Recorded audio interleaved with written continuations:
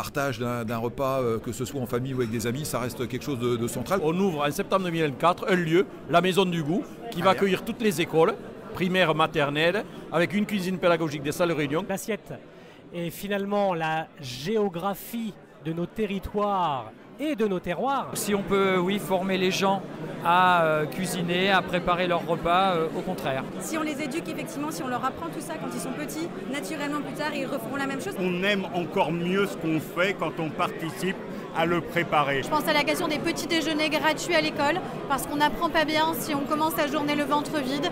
Je pense à la cantine à 1 € pour garantir un repas de qualité. Préserver nos sols, préserver nos espaces maritimes, pour garantir que nos enfants et nos petits-enfants pourront continuer à pouvoir manger ce qu'on a l'habitude de manger. Même si on est toujours à la recherche de l'excellence, de voir comment on va le mettre en avant de la meilleure des façons, il n'empêche que sans le travail de nos éleveurs et de nos producteurs, on n'est pas grand-chose. Un enfant ne ment pas.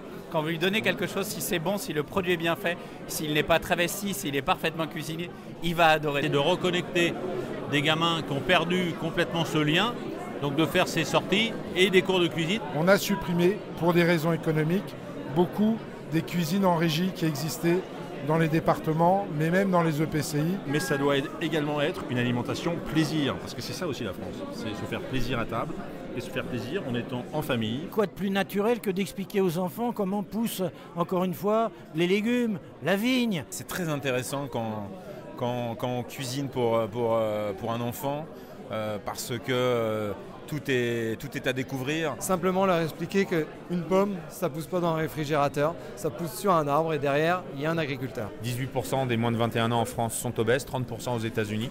Donc il faut agir en effet. Tout le monde a reçu la même formation sur la qualité de l'alimentation. Et aujourd'hui, vous n'avez plus de gaspillage dans un collège de la 6e à la 3e. Un jeune adolescent, il sait ce que c'est qu'une fraise hors sol. Ça c'est important d'expliquer tout ça.